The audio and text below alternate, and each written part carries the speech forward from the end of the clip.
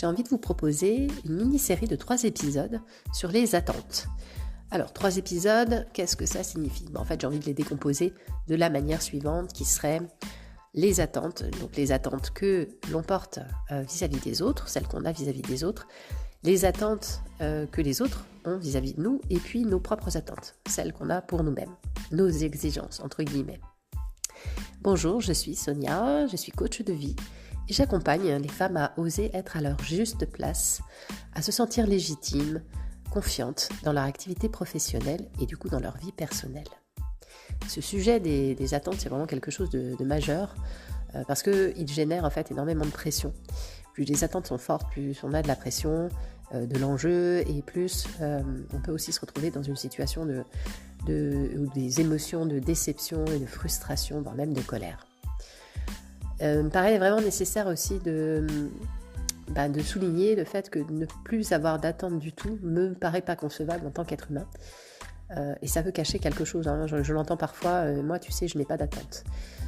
Et ça m'interroge finalement quand je dis je n'ai pas d'attente, qu'est-ce qu'on essaye de faire en disant ça ? Se rassurer par rapport à quoi ? Est-ce que ça masque pas plutôt le fait que je suis dans le déni sur mes propres attentes ? Donc moi je vous invite vraiment à repérer quelles sont les choses, les situations ou vis-à-vis des gens aussi où vous vous mettez énormément de pression, où vous mettez cet enjeu comme si vous jouiez votre vie. Et la première question, elle est là. Est-ce que votre vie est en jeu véritablement ?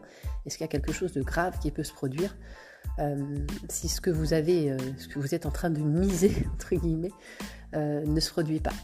Parce qu'on a tendance à mettre les choses comme si c'était une question de vie ou de mort, tout simplement, alors que ça l'est pas. Donc apprendre à relativiser, à faire redescendre et à se dire aussi surtout que en fait il y a des choses sur lesquelles on peut agir, ça j'en avais déjà parlé, et ok pour placer de l'énergie au bon endroit, pour faire créer les conditions et se permettre par rapport à un objectif que vous êtes fixé, mais ensuite il y a tout un tas d'éléments que la vie nous amène, les gens, les circonstances qui font que ça ne nous appartient pas et on n'a pas de pouvoir. Donc c'est aussi très en lien avec le contrôle. Plus on veut contrôler, plus évidemment on peut se mettre cette pression et avoir des attentes fortes. Donc c'est reprendre sa place dans le sens où est-ce que je peux agir, quelle est ma zone de contrôle, et une fois que j'ai fait ça, c'est ok, et c'est de lâcher plutôt la conséquence, elle sera ce qu'elle sera. Mais en tout cas, j'ai fait ce que j'ai pu, je suis allée vérifier tout ce que j'avais à vérifier, j'ai agi de la manière dont ça a été possible pour moi, avec les éléments que j'ai sur le moment. Et après, il adviendra ce qu'il adviendra. Donc c'est vraiment ramener un petit peu de la légèreté là-dedans, en posant l'intention que oui, on a besoin, envie, et le désir, le souhait mais que néanmoins tout ne nous appartient pas, et que ça c'est ok aussi, et surtout cette confiance dans la vie que si c'est pas ça qui se produit, si le résultat attendu n'est pas celui qu'on souhaitait, c'est qu'il y a peut-être autre chose qui nous attend et qui va être beaucoup plus favorable. Et c'est pour vous aider dans cet exercice-là, c'est reprendre les attentes que vous avez pu avoir par le passé, des choses où vous êtes vraiment mis une pression, les attentes que vous avez eues, donc soit vis-à-vis d'une situation professionnelle par exemple, d'un changement de poste, ou vous avez postulé quelque part, ou vous attendez vis-à-vis d'un rendez-vous avec une cliente, ou même personnellement, et d'aller regarder quel a été le résultat, parce que plus on se met sous pression, moins on est spontané et libre et soi-même, et plus on crée du résultat qui peut être l'inverse de ce qu'on souhaiterait.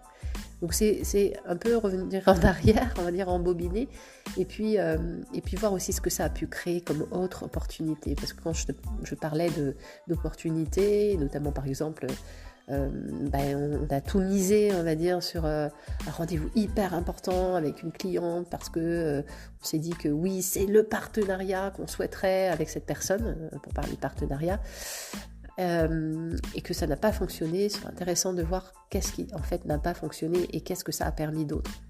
Probablement de comprendre que c'est pas en y allant avec ce poids sur les épaules que ça peut fonctionner, ou alors tout simplement que c'était pas cette personne-là qui était dans la même énergie que vous, avec les mêmes valeurs et avec laquelle vous pourriez créer un partenariat qui serait convenable pour les deux, mais que du coup, sûrement quelques jours, semaines ou mois après, vous avez eu une autre opportunité sur votre chemin, et là vous vous êtes dit, en fait, heureusement que j'ai pas fait ça comme ça, parce que après coup, c'était pas l'idéal pour moi.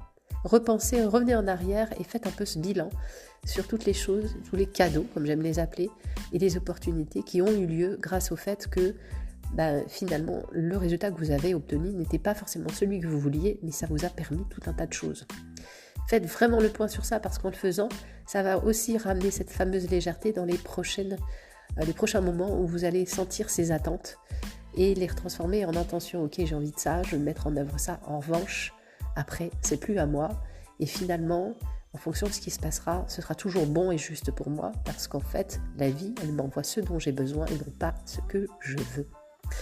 Voilà, c'était l'épisode du jour. J'espère que ça vous aura été utile et on se dit à tout bientôt pour la deuxième partie, le deuxième épisode concernant les attentes, cette fois les attentes que les autres ont vis-à-vis de nous.